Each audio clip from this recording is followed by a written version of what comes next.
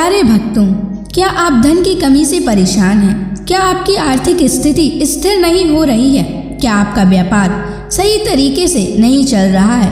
तो आज आप सही वीडियो पर आए हैं, क्योंकि आज हम आपको हनुमान जी का एक ऐसा चमत्कारी और प्रभावशाली मंत्र बताने जा रहे हैं, जिस मंत्र के प्रभाव से अचानक धन प्राप्ति के योग बनते हैं, व्यापार और नौकरी में सफलता मिलती है, घर परिवार में सुख समृद्धि का आगमन होता है। इसलिए प्यारे भक्तों, आप इस मंत्र का जाप नियमित 108 बार करें और पूरी श्रद्धा के साथ करें, क्योंकि इस मंत्र के जाप का फल आपको जल्द ही प्राप्त हो जाएगा।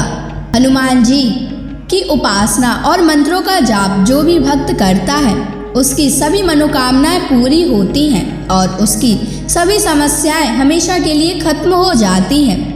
वो सदैव के लिए हनुमान जी के शरणों में चला जाता है और उस पर हमेशा हनुमान जी की असीम कृपा बनी रहती है। इसलिए प्यारे भक्तों, इस मंत्र का जाप नियमित 108 बार करें और जब भी आप इस मंत्र का जाप करें तो इस वीडियो को चला लें। आप इस वीडियो को अपने मोबाइल फ़ोन पर चलाकर अपने घर, दुकान या ऑफिस में छोड़ दें, जिससे हनुमान जी की कृपा उन सभी स्थानों पर भी बनी रहे और आपकी कार्य में आपको सफलता प्राप्त हो। अगर आप हनुमान जी का आशीर्वाद प्राप्त करना चाहते हैं तो इस वीडियो को लाइक और चैनल को सब्सक्राइब जरूर कर दीजिए और कमेंट बॉक्स में हनुमान जी की जय अवश्य लिख दीजिए। तो चलिए भक्तों, मंत्र का जाप करना प्रारंभ करते हैं। ओम हनुमते वज्रदेहाय कर्म सिद्धिं कुरु स्वाहा। ओम हनुमते वज्रदेहाय कर्म सिद्धिं कुरु स्वाहा। ओम हनुमते वज्रदेहाय कर्म सिद्धिं कुरु स्वाहा। ओम हनुमते वज्रदेहाय कर्म सिद्धिं कुरु स्वाहा। ओम हनुमते वज्रदेहाय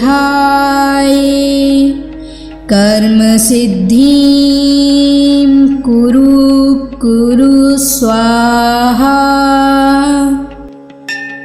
ओम हनुमते वज्रदेहाय कर्म सिद्धिं कुरु स्वाहा।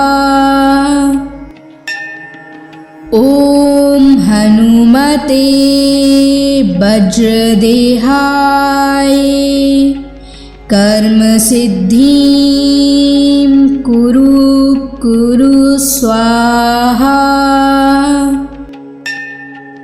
ओम हनुमते वज्रदेहाय कर्म सिद्धिं कुरु स्वाहा। ओम हनुमते वज्रदेहाय कर्म सिद्धिं कुरु स्वाहा। ओम हनुमते वज्रदेहाय कर्म सिद्धिं कुरु स्वाहा। ओम हनुमते वज्रदेहाय कर्म सिद्धिं कुरु स्वाहा। ओम हनुमते वज्रदेहाय कर्म सिद्धिं कुरु कुरु स्वाहा। ॐ हनुमते वज्रदेहाय कर्म सिद्धिं कुरु कुरु स्वाहा। ॐ हनुमते वज्रदेहाय कर्म सिद्धिं कुरु कुरु स्वाहा। ॐ हनुमते वज्रदेहाय कर्म सिद्धिं कुरु कुरु स्वाहा। ॐ हनुमते वज्रदेहाय कर्म सिद्धिं कुरु कुरु स्वाहा। ॐ हनुमते वज्रदेहाय कर्म सिद्धिं कुरु कुरु स्वाहा। ॐ हनुमते वज्रदेहाय कर्म सिद्धिं कुरु कुरु स्वाहा। ॐ हनुमते वज्रदेहाय कर्म सिद्धिं कुरु कुरु स्वाहा।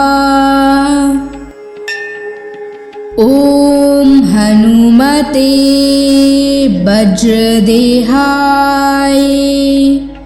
कर्म सिद्धिं कुरु कुरु स्वाहा। ॐ हनुमते वज्रदेहाय कर्म सिद्धिं कुरु कुरु स्वाहा। ॐ हनुमते वज्रदेहाय कर्म सिद्धिं कुरु कुरु स्वाहा। ॐ हनुमते वज्रदेहाय कर्म सिद्धिं कुरु कुरु स्वाहा। ॐ हनुमते वज्रदेहाय कर्म सिद्धिं कुरु कुरु स्वाहा।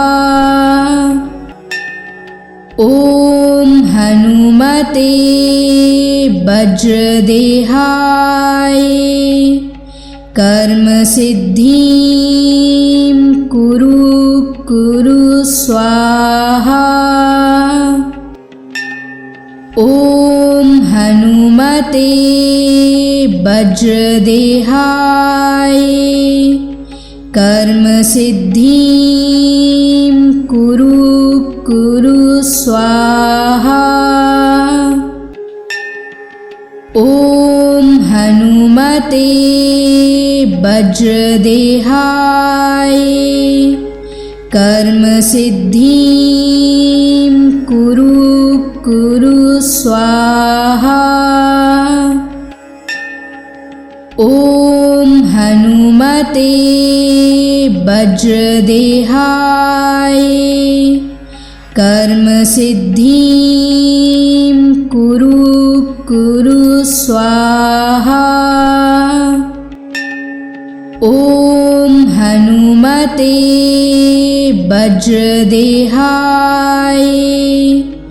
कर्म सिद्धिं कुरु कुरु स्वाहा। स्वाहा। ॐ हनुमते वज्रदेहाय कर्म सिद्धिं कुरु स्वाहा। ॐ हनुमते वज्रदेहाय कर्म सिद्धिं कुरु स्वाहा। ॐ हनुमते वज्रदेहाय कर्म सिद्धिं कुरु स्वाहा। ॐ हनुमते वज्रदेहाय कर्म सिद्धिं कुरु स्वाहा। ॐ हनुमते वज्रदेहाय कर्म सिद्धिं कुरु स्वाहा। ॐ हनुमते वज्रदेहाय कर्म सिद्धिं कुरु स्वाहा। ॐ हनुमते वज्रदेहाय कर्म सिद्धिं कुरु स्वाहा। ॐ हनुमते वज्रदेहाय कर्म सिद्धिं कुरु स्वाहा। ॐ हनुमते वज्रदेहाय कर्म सिद्धिं कुरु स्वाहा।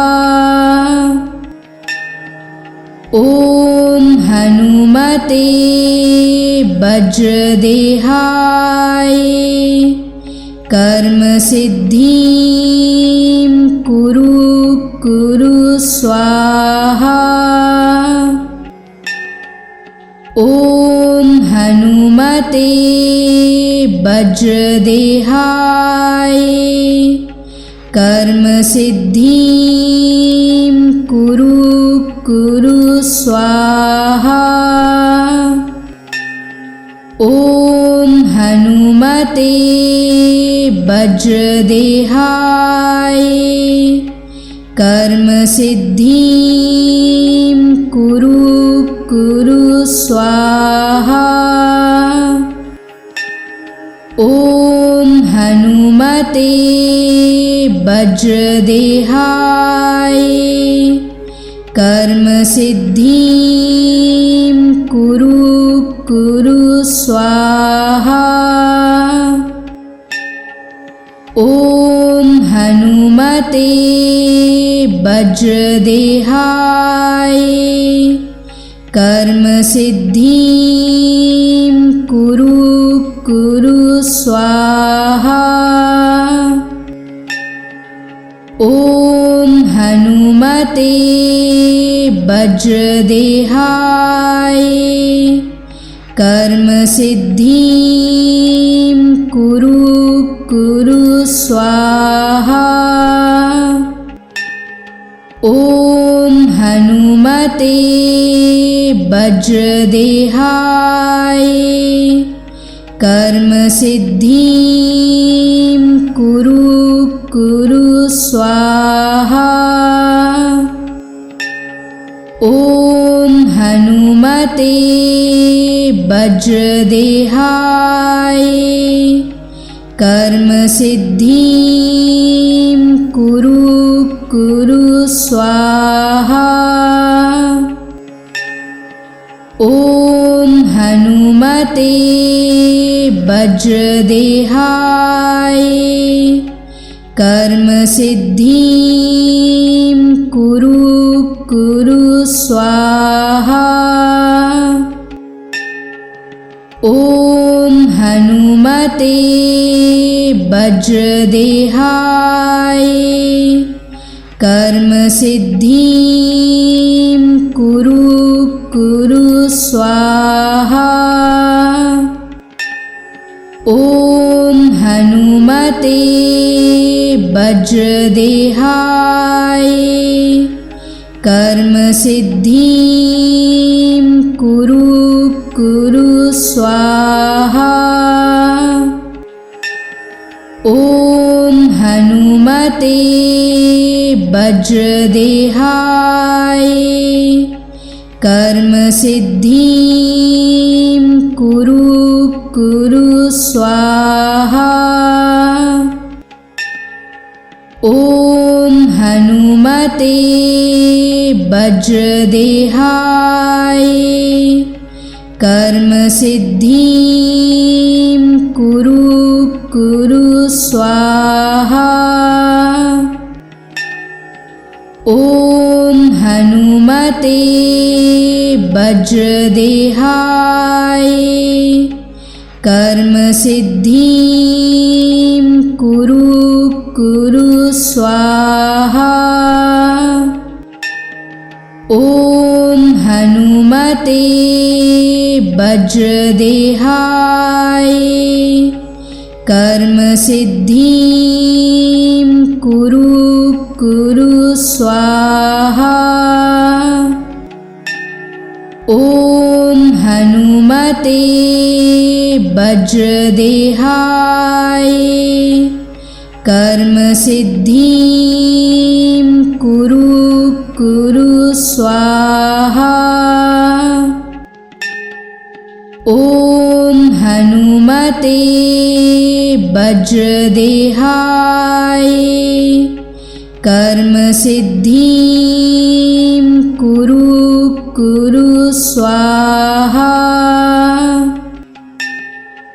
ॐ हनुमते वज्रदेहाय कर्म सिद्धिं कुरु कुरु स्वाहा। ॐ हनुमते वज्रदेहाय कर्म सिद्धिं कुरु कुरु स्वाहा। ॐ हनुमते वज्रदेहाय कर्म सिद्धिं कुरु कुरु स्वाहा। ॐ हनुमते वज्रदेहाय कर्म सिद्धिं कुरु कुरु स्वाहा। ॐ हनुमते वज्रदेहाय कर्म सिद्धिं कुरु कुरु स्वाहा। ॐ हनुमते वज्रदेहाय कर्म सिद्धिं कुरु कुरु स्वाहा। ॐ हनुमते वज्रदेहाय कर्म सिद्धिं कुरु कुरु स्वाहा। ॐ हनुमते वज्रदेहाय कर्म सिद्धिं कुरु कुरु स्वाहा। ॐ हनुमते वज्रदेहाय कर्म सिद्धिं कुरु कुरु स्वाहा। ॐ हनुमते वज्रदेहाय कर्मसिद्धिं कुरु स्वाहा। ॐ हनुमते वज्रदेहाय कर्मसिद्धिं कुरु स्वाहा। ॐ हनुमते वज्रदेहाय कर्मसिद्धिं कुरु स्वाहा। ॐ हनुमते वज्रदेहाय कर्मसिद्धिं कुरु स्वाहा। ॐ हनुमते वज्रदेहाय कर्मसिद्धिं कुरु स्वाहा। ॐ हनुमते वज्रदेहाय कर्मसिद्धिं कुरु स्वाहा। ॐ हनुमते वज्रदेहाय कर्मसिद्धिं कुरु स्वाहा।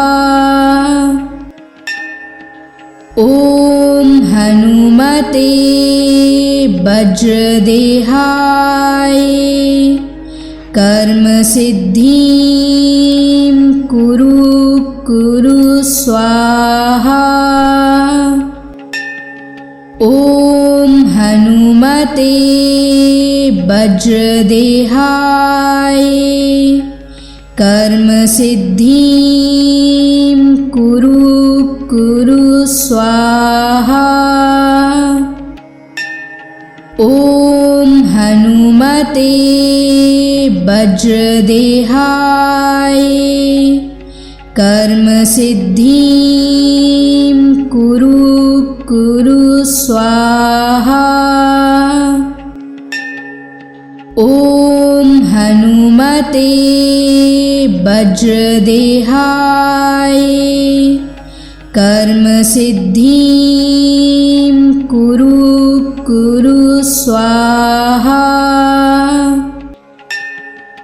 ॐ हनुमते वज्रदेहाय कर्मसिद्धिं कुरु स्वाहा।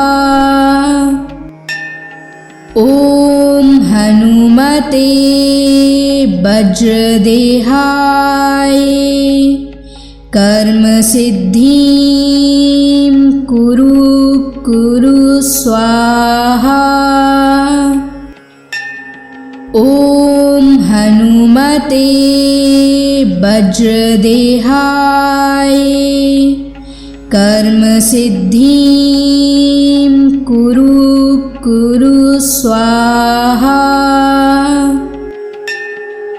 ॐ हनुमते वज्रदेहाय कर्मसिद्धिं कुरु स्वाहा। ॐ हनुमते वज्रदेहाय कर्मसिद्धिं कुरु स्वाहा। ॐ हनुमते वज्रदेहाय कर्मसिद्धिं कुरु स्वाहा।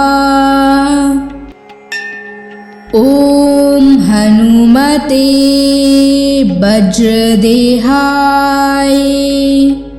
कर्म सिद्धिं कुरु कुरु स्वाहा।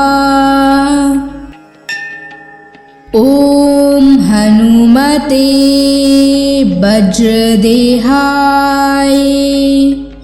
कर्म सिद्धिं कुरु कुरु स्वाहा। ॐ हनुमते वज्रदेहाय कर्म सिद्धिं कुरु कुरु स्वाहा। ॐ हनुमते वज्रदेहाय कर्म सिद्धिं कुरु कुरु स्वाहा। ॐ हनुमते वज्रदेहाय कर्म सिद्धिं कुरु कुरु स्वाहा। ॐ हनुमते वज्रदेहाय कर्म सिद्धिं कुरु कुरु स्वाहा। ॐ हनुमते वज्रदेहाय कर्म सिद्धिं कुरु कुरु स्वाहा। ॐ हनुमते वज्रदेहाय कर्म सिद्धिं कुरु कुरु स्वाहा। ॐ हनुमते वज्रदेहाय कर्म सिद्धिं कुरु कुरु स्वाहा। ॐ हनुमते वज्रदेहाय कर्म सिद्धिं कुरु कुरु स्वाहा।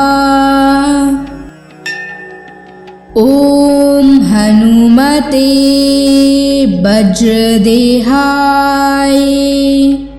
कर्म सिद्धिं कुरु कुरु स्वाहा। ॐ हनुमते वज्रदेहाय कर्म सिद्धिं कुरु कुरु स्वाहा। ॐ हनुमते वज्रदेहाय कर्म सिद्धिं कुरु कुरु स्वाहा। ॐ हनुमते वज्रदेहाय कर्म सिद्धिं कुरु कुरु स्वाहा। ॐ हनुमते वज्रदेहाय कर्म सिद्धिं कुरु कुरु स्वाहा। ॐ हनुमते वज्रदेहाय कर्म सिद्धिं कुरु कुरु स्वाहा। ॐ हनुमते वज्रदेहाय कर्म सिद्धिं कुरु कुरु स्वाहा। ॐ हनुमते वज्रदेहाय कर्म सिद्धिं कुरु कुरु स्वाहा। ॐ हनुमते वज्रदेहाय कर्म सिद्धिं कुरु स्वाहा। ॐ हनुमते वज्रदेहाय कर्म सिद्धिं कुरु स्वाहा। ॐ हनुमते वज्रदेहाय कर्म सिद्धिं कुरु स्वाहा। ॐ हनुमते वज्रदेहाय कर्म सिद्धिं कुरु स्वाहा। ॐ हनुमते वज्रदेहाय कर्म सिद्धिं कुरु स्वाहा। ॐ हनुमते वज्रदेहाय कर्म सिद्धिं कुरु स्वाहा। ॐ हनुमते वज्रदेहाय कर्म सिद्धिं कुरु स्वाहा। ॐ हनुमते वज्रदेहाय कर्म सिद्धिं कुरु स्वाहा। ॐ हनुमते वज्रदेहाय कर्म सिद्धिं कुरु स्वाहा। ॐ हनुमते वज्रदेहाय कर्म सिद्धिं कुरु स्वाहा। ॐ हनुमते वज्रदेहाय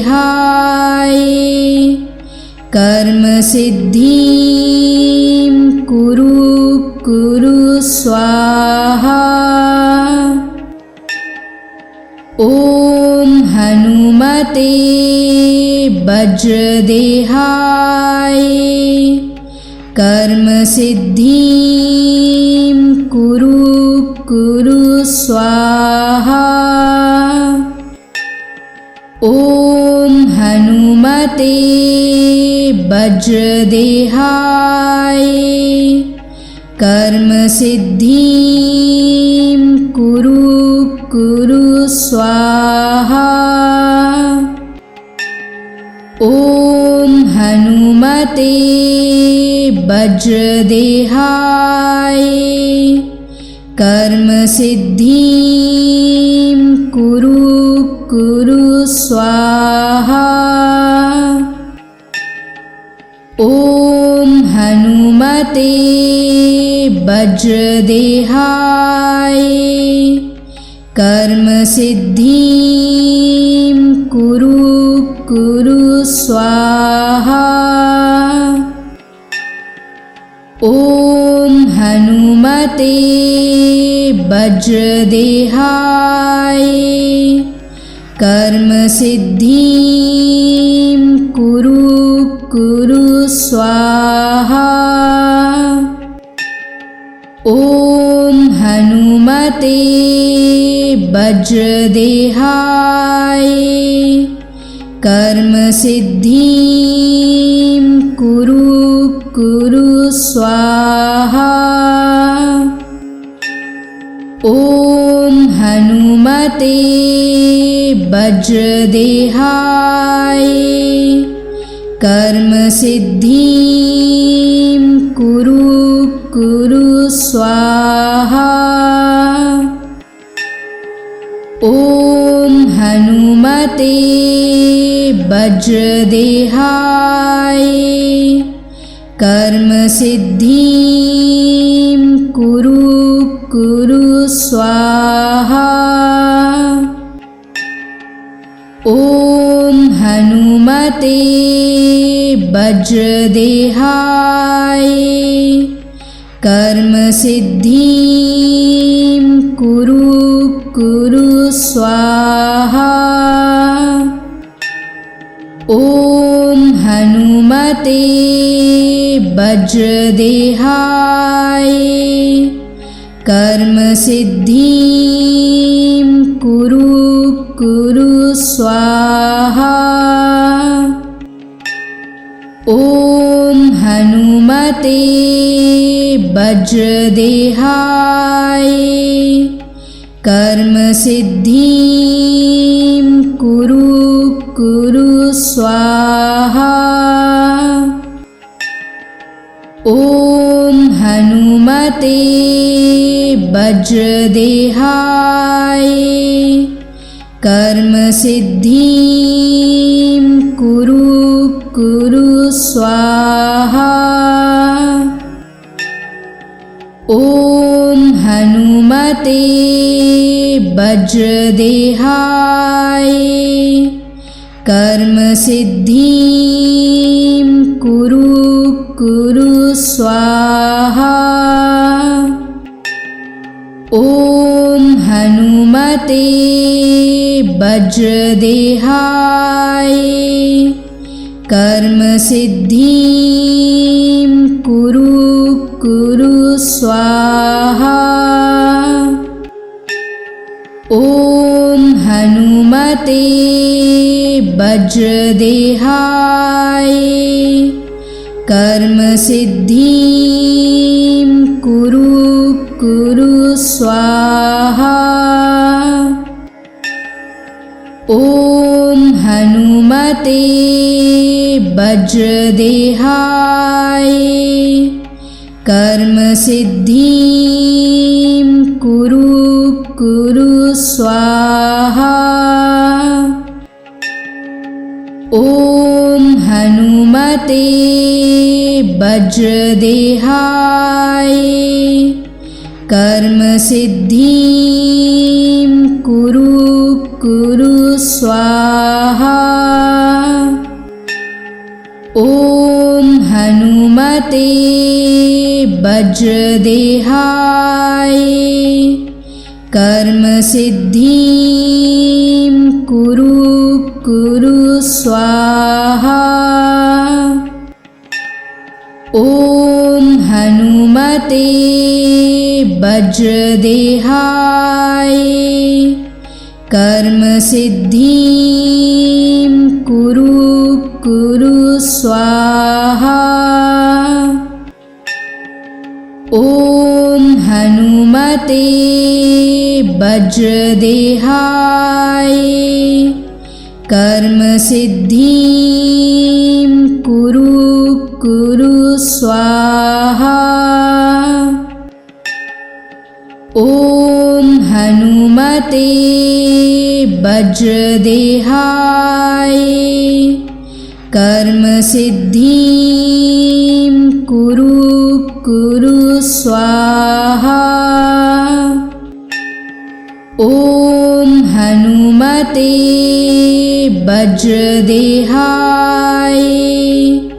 कर्म सिद्धिं कुरु कुरु स्वाहा।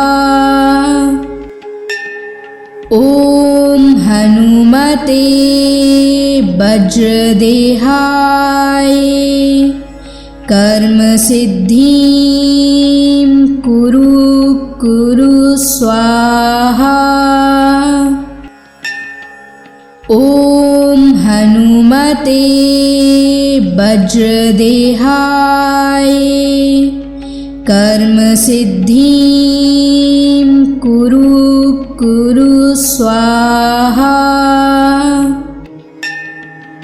ॐ हनुमते वज्रदेहाय